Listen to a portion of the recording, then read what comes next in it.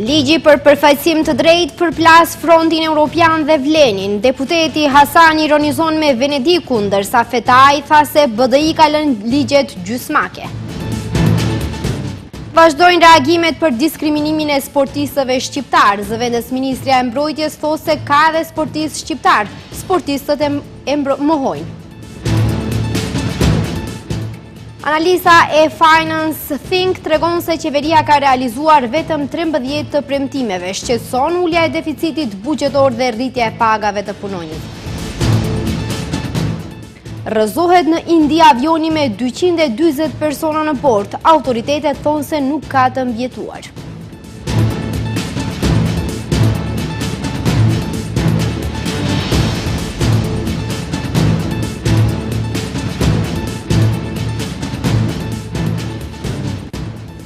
Përshëndetje të nderuar shikues, mirë se takohemi në edicionin informativ të orës 15:55. Ligji për përfaqësim të drejtë, i cili ka muaj që është paralajmëruar se është gati, ka përplasur sot deputetin e Frontit Evropian Ilir Hasanin dhe zëvendës kryeministrin Arben Fetajin. Hasani pyeti se kur do të jetë gati ky ligj që do ta çoni për t'u larë në ujërat e Venedikut. Ndërsa Fetaj akuzoi BDI-n se të gjitha ligjet i ka lënë gjysmake, pasi sipas tij e kanë pas mendjen 8 tenderët. Në seansën e pyetjeve të deputetëve të opozitës janë përplasur sot deputeti i Frontit Evropian Ilir Hasani dhe zëvendës kryeministri për qeverisje të mirë Arben Fetaj. Hasani pyeti publikisht Vlenin se kur do të miratohet ligji për përfaqësim të drejtë dhe adekuat. Ligj ky, siç tha ai, është premtuar disa herë, por asesi nuk po bëhet. Disa herë u deklaruat se jeni duke punuar intensivisht në këtë ligj për ta bërë ligjin më të mirë dhe për ta bërë në përputhje me ligjet aktuale dhe Kushtetutën e Republikës Maqedonisë Veriut. Bile dje kishit inspiruar edhe kryeministrin, i cili e vazhdohet vazhgën e Vlenit, duke thënë se jemi të e bë ligjin për përfaqësimin e drejtë dhe një vit kaloi duke e bë atë ligj. Edhe ato po premtoni se do e bëni ligjin më të mirë se ligjin për përdorimin e gjuhëve. Edhe ato spari do e qoni në Venedik, pak të shëtitit të ty në për ujë, nuk e di se kur do kthehet prej Venedikut. Nga ana tjetër, zëvendës kryeministri Arben Fetaj, kuadri jashtës mbetur në Vlen, tha se BDI gjatë qeverisjes së saj ka lënë shumë institucione pa asnjë shqiptar, madje sipas tij BDI e haroi edhe marrëveshjen e Ohrit. Juve sigur ju ka kap një lloj amnezie si BDI, por qytetarët nuk vujnë nga amnezia. Ne e dim mirë se kush jemi, e dim mirë se çfarë keni bërë në lidhje me çështjen e përfaqësimit drejt dhe adekuat, ku vazhdimisht, si në çështjen e gjuhës, si në çështjen e decentralizimit dhe të gjitha çështjet tjera që janë bërthama e marrëveshjes orit apo shtyllat e marrëveshjes, ju keni sjellur improvizime të njëpasnjëshme. Nuk keni rregulluar me ligj asnjë çështje, sepse keni qenë më të zanë me tendera, me malverzime dhe me korrupsion. Kujtojmë se për ligjin për përfaqësim të drejtë dhe adekuat, kryeministri Kristian Miskovski 2 ditë më parë tha se së shpejti i njëjti pritet të kalojë në seancë qeveritare, duke sqaruar se më pas do të dërgohet për mendim në Komisionin e Venecias, filtri i fundit para se të hyjë në seancë parlamentare.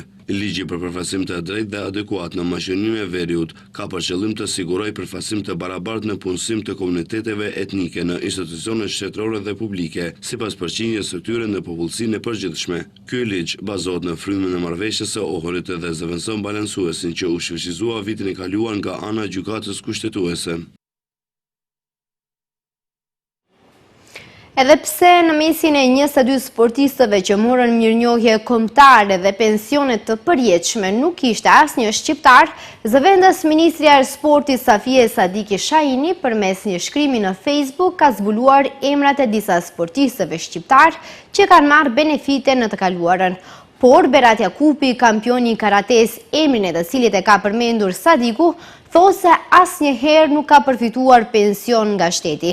Ka reaguar edhe Aleanca për Shqiptarët, krahu i Arben Daravarit, sipas të cilëve ky veprim nxjerr në pa edhe një herë arrogancën dhe albanofobinë ndaj sportistëve shqiptar.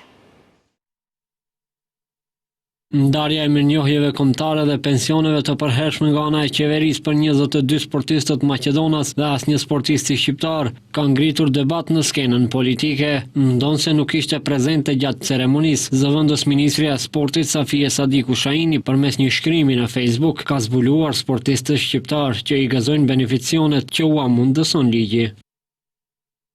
Shaban Terstena, një legjende gjallë e sportit shqiptar i dekoruar si sportisti i shekullit, Shaban Sejdiu, ikonë e mundjes, Aziz Saliu, medalje olimpike bronz, Berat Jakupi, kampion i njohur, i dekoruar në kategorinë botërore, Lulzim Vranesi, i dekoruar në kategorinë 8 shtatori, Fatih Veseli, nderuar në kategorinë ndërkombëtare, Arjan Iseni, dekoruar për arritje në arenën ndërkombëtare.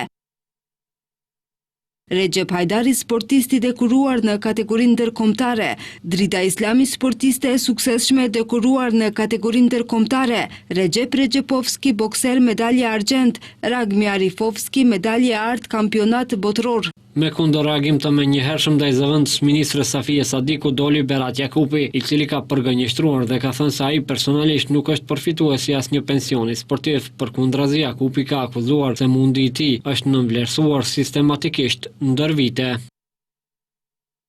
Dua të sqaroj me përgjegjësi të plotë se kjo nuk është e vërtetë. Unë nuk jam përfituesi asnjë lloj pensioni sportiv. Pavarësisht se për vite me radhë kam përfaqësuar me dinjitet mashininë e Verut në arenën ndërkombëtare, duke fituar medalje në kampionate evropiane dhe botërore në karate. Për fat të keq, kontributi im si sportist është neglizhuar sistematikisht nga institucionet shtetërore, gjë që përbën një padrejtësi të madhe jo vetëm për mua personalisht, por për të gjithë sportistët shqiptar.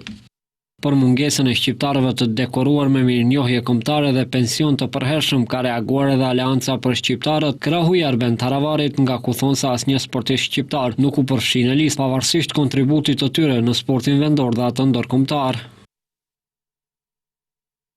Ky veprim nxjerr në pa edhe njëherë arrogancën dhe analfobin ndaj sportistëve shqiptar, edhe në sporte si boksi, karateja, skijimi dhe futbolli. Shqiptarët kanë shkëlqyer dhe kanë qenë pjesë kyçe përfaqësuese së mashinisë. A nuk mjafton kjo mospërfillje edhe në fushën e sportit, si dëshmi për diskriminim etnik? Një ditë më parë kryeministri dhe ministri i sportit ndanë 22 mirënjohje kombëtare dhe u ofruan edhe shumë beneficione tjera, si pensioni përhershëm sportistëve, që sipas tyre, me sukseset e arritura në skenën ndërkombëtare, kanë ngritur lart flamurin, himnin dhe identitetin Maqedonas, e në mesin e 22 të dekoruarve nuk kishte asnjë shqiptar.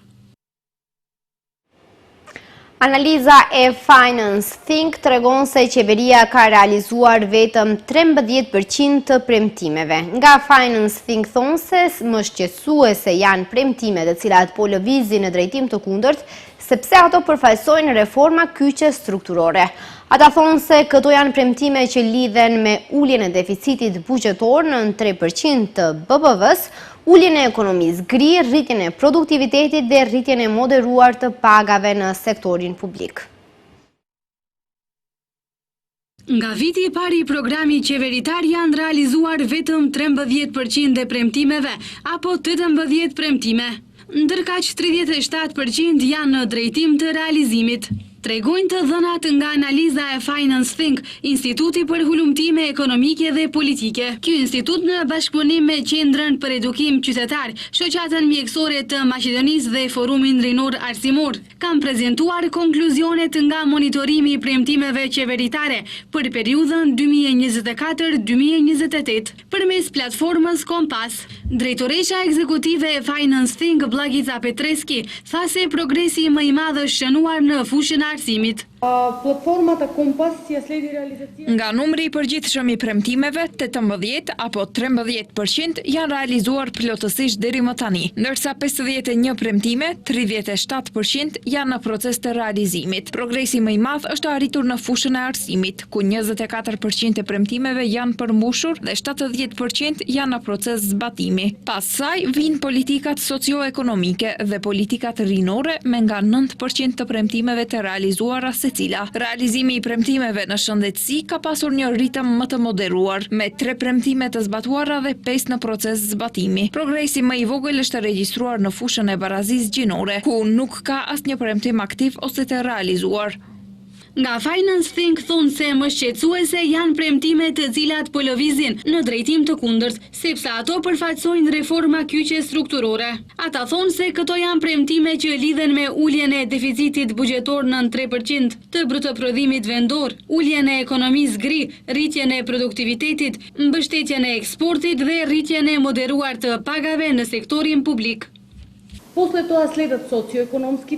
Një sfidë shtesë është përputhja e prioriteteve qeveritare me nevojat dhe pritjet reale të qytetarëve. Sipas hulumtimit të fundit, cili është çelësi për përmirësimin e cilësisë së jetës, qytetarët kanë vlerësuar se shërbimet për kujdesin ndaj të moshuarve dhe fëmijëve, pra shtëpitë e pleqeve dhe kopshtet janë të pamjaftueshme dhe shpesh të shtrenjta, ndërsa cilësia e infrastrukturës rrugore dhe transportit publik vlerësohet si më të këqijat. Platforma Kompas monitoron zbatimin e gjithsej 139 premtimeve të ndara në 5 fusha prioritare: socioekonomi, arsim, shëndetësi, rini dhe barazi gjinore.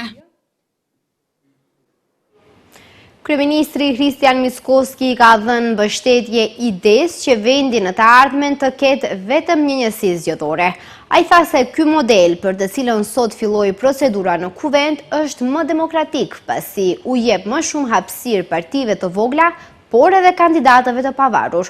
Shumica e partive politike janë shprehur pro këtij modeli, ndërkaq Aleanca për Shqiptarët Krahu i Zjadin Selës kundërshton këtë model dhe propozojnë që vendi të bëhet me 8 njësi zgjedhore. Megjithatë, iniciativa e Partisë Liberale Demokratike nuk kaloi në kuvend. Ka filluar sot procedura parlamentare për propozim ligji nga Partia Liberale Demokrate për një njësi zgjedhore. Kryeministri dhe njëherëzi kryetari VMRO-DPMNE-s Kristian Mickoski ka deklaruar sot se partia që ai drejton e mbështet plotësisht iniciativën për një njësi të vetme zgjedhore në Maqedoninë e Veriut. Sipas tij, ky ndryshim do të sillte më shumë drejtësi dhe përfaqësim për të gjithë qytetarët, duke shtuar se diaspora duhet të ketë të drejtë vote si pjesë e pandashme e vendit.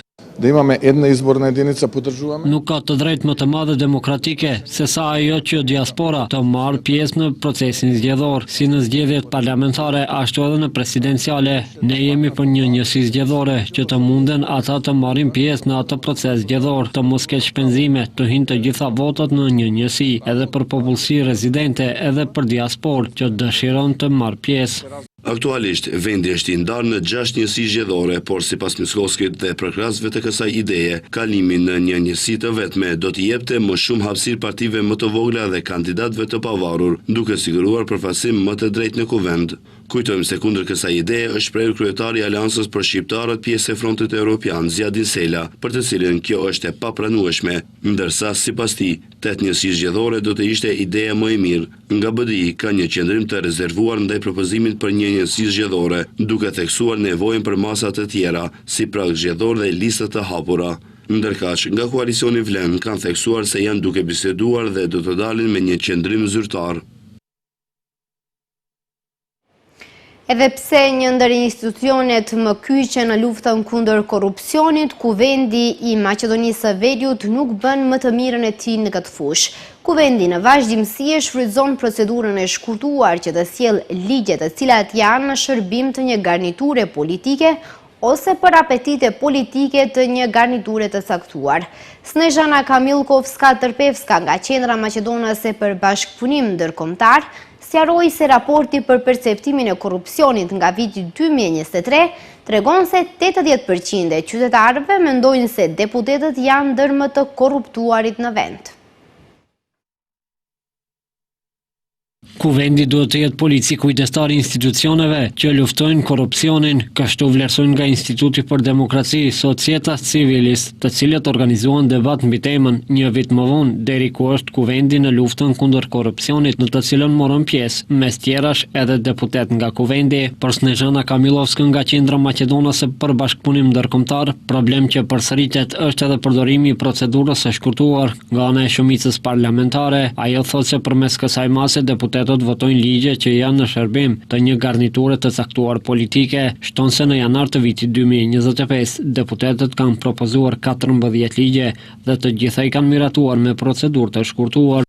Februari 15 zakoni, 14 postkrat. Në shkurt 15 ligje, 14 me procedurë të shkurtuar, mars 24 ligje, 22 me procedurë të shkurtuar, prill 13 ligje, 9 me procedurë të shkurtuar. Kjo nënkupton se deputetët respektivisht kuvendi në vazhdimsi e shfrytëzon procedurën e shkurtuar që të sjell ligje, të cilat mund të thuhet se janë në shërbim të një garniture politike ose për apetite politike të një garniture të caktuar. Nuk duhet të habitemi me konstatimin e qytetarëve dhe raporti për perceptimin e korrupsionit nga viti 2023, ku 80% e qytetarëve mendojnë se deputetët janë ndër më të korruptuarit në vend. Misha Popovic nga Societas Civilis thot se për të ulur nivelin e korrupsionit, kuvendi duhet të organizojë debate mbikëqyrëse për secilën temë që e tangon shoqërinë e që lidhet me korrupsionin. Popovic thot se deputetët përfaqësojnë popullin dhe ata duhet të jenë kujdestar dhe duhet të japin llogari për atë se si dhe në çfarë mënyre funksionojnë institucionet në shtet.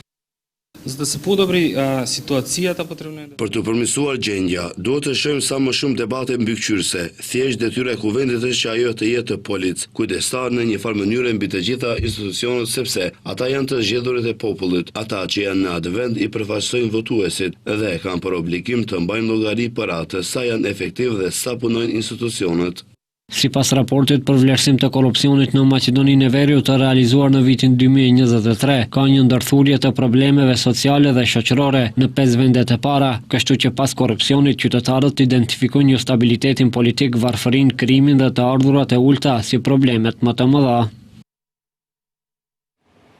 Nisi sot fushata Zero Korrupsion, le të jetë e vërtet, qëllimi së cilës është që të rrisë vetdijen tek qytetarët për rëndësinë e denoncimit të korrupsionit. Drejtori i Byros për Siguri Publike Aleksandar Janev tha se detyra e tyre është që të rrisin besimin tek qytetarët. Problemet që i kemi të gjithë ne si qytetarë dhe që janë të gjeneruara si korruptive duhet t'u japim fund. Këto të mos jenë fjalë deklarative, por të kalojmë në aksion. Kështu deklaroi drejtori i Byros për Siguri Publike Aleksandar Janev me rastin e nisjes së fushatës Zero Korrupsion, le të jetë e vërtet. Kjo fushatë e cila ka për qëllim që të rrisë vetdijen tek qytetarët për rëndësinë e denoncimit të korrupsionit dhe t'i inkurajojë ato që të ndërmarrin hapa aktive në luftën kundër kësaj dukurie negative, sipas drejtorit Janev do të mundsojë reagim të shpejtë. Detyra jonë është të krijojmë besim tek qytetarët, të inkurajojmë ata që të jenë pjesë e zgjedhjes dhe të mundsojmë atyre të raportojnë rastet e korrupsionit në mënyrë të sigurt dhe efektive. Unë besoj se do të sigurojmë koordinim efikas dhe reagim të shpejt në mënyrë që t'i përpunojmë dhe sankcionojmë ato në kohën më të shkurtër të mundshme. Mojca Kuzmiçki, eksperte antikorrupsionit, theksoi se fokusi kryesor i kësaj fushate është ngritja vetdijes dhe ndërtimi i besimit. Sot nuk po prezantojmë thjesht një fushat tjetër, po prezantojmë një iniciativë jetësore, e cila përqendrohet në parandalimin përmes ndërgjegjësimit, edukimit dhe përfshirjes aktive të qytetarëve në luftën kundër korrupsionit, e cila nuk është detyrë vetëm e një institucioni, është një përgjegjësi e përbashkët e të gjithë shoqërisë. Fushata është pjesë e projektit mbështetje BE-s për sundimin e ligjit e financuar nga Bashkimi Evropian dhe e zbatuar në bashkëpunim me Ministrinë e Brendshme. Kryeministri Kristian Mickoski thot se prokuroria ka liri të plot për të bërë gjithçka që mendon se ka lidhje me Koçanin. Ai hesht rreth kësaj çështje me arsyetimin se prokuroria nuk duhet të ketë presion politik. Megjithatë, hetimet për Koçanin kanë përfshirë shumë ish funksionar, por ende nuk i kanë përfshirë ata që kanë qenë së fundmi në funksion. Prokuroria ka liri të plot për të bërë gjithçka që mendon se ka lidhshmëri me zjarrin në diskotekën Puls, kështu deklaroi kryeministri Kristian Mickoski lidhur me tragjedinë në Koçan, në pyetje nëse do të ketë sërish zgjerim të hetimeve dhe nëse ka informacione të reja për këtë rast. Ai thotë se është shumë i kujdesshëm kur flet për Koçanin, sepse sa më shumë porosi politike jepen, ato mund të ndjehen si presion. Unë jam shumë i kujdesshëm kur bëhet fjalë për Koçanin dhe gjithkohës flas vetëm për një gjë, Prokuroria ka liri të plotë që të bëjë gjithçka që mendon se ka lidhje me këtë rast. Tekstualisht gjithçka, sa më shumë porosi politike jepën, kjo mund të ndjehet si presion. Prandaj un po hesht, po duroj gjithçka, ma akuzojnë nga opozita, e le të jenë nekrofil, e le të jetë e gjitha mbi kurrizin tim. Vetëm prokuroria ta kryej punën e saj pa pasur porosi politike. Hetimi për zjarrin në diskotekën Puls së fundmi është zgjeruar para 3 ditësh. Këtë herë i përfshirë ishte pronari i agjencionit për siguri, i cili agjencioni ishte i angazhuar për sigurimin e kabares. Me propozim të prokurorisë themelore publike të Koçanit, gjykata e Koçanit i caktoi Aleksandar Naqev, pronarit të agjencisë Rubicon Securities, masën e paraburgimit prej 30 ditësh, kurse më 28 maj hetimi për zjarrin katastrofik u zgjerua për të përfshirë pronarin e objektit, i cili ishte shndruar në diskotekë dhe i cili pronarit të diskotekës, gjithashtu i akuzuar më herët për këtë rast, ia kishte dhënë objektin me qira. Më 30 maj, prokuroria njoftoi se hetimi për zjarrin kishte përfunduar dhe se në të ishin të përfshirë gjithsej 46 persona, të dyshuar për vepra të rënda kundër sigurisë publike. Në diskotekën Puls në Koçan, e cila mori flak, vdiqën 62 persona, ndërsa pothuajse 200 të tjerë u lënduan. Enti shtetëror i statistikave ka njoftuar se gjatë muajit prill të vitit 2025 janë dhënë 357 leje ndërtimi, që është për 38.9% më shumë krahasuar me muajin e njëjtë të vitit paraprak. Nga numri i përgjithshëm i lejeve të dhëna për ndërtim, 177 janë të dedikuara për objektet e ndërtimit të lartë, 61% për objektet e ndërtimit të ulët dhe 119 për objektet për rikonstruim. Nga gjithsej 357 objekte tek 154 si investitor paraqiten persona fizik, ndërsa tek 203 objektet si investitor janë subjektet afariste. Në periudhën raportuese është parapar ndërtimi i 729 banesave me sipërfaqe të përgjithshme prej 60.833 metër katror.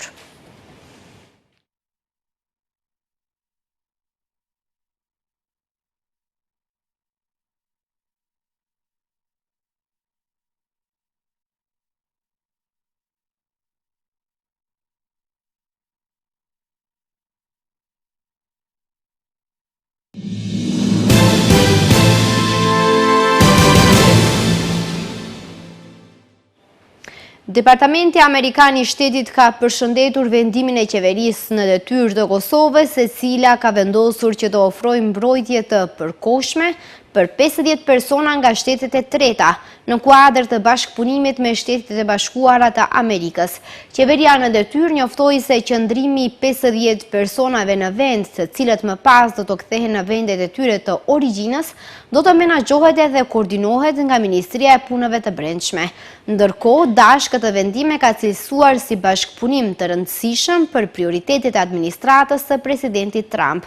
Jemi mirënjohës ndaj partnerit tonë kosovar për planimin e shtetasve të vendeve të treta të larguar nga SBA-ja dhe për lehtësimin e kthimit të sigurt të këtyre personave në vendet e origjinës, thuhet në deklaratën e Dashit. Shqiptarët e nderuar, kjo ishte e gjitha për këtë edicion informativ. Bashkë do të takohemi edhe në edicionin qendror të lajmeve. Deri atëherë, mirupafshim.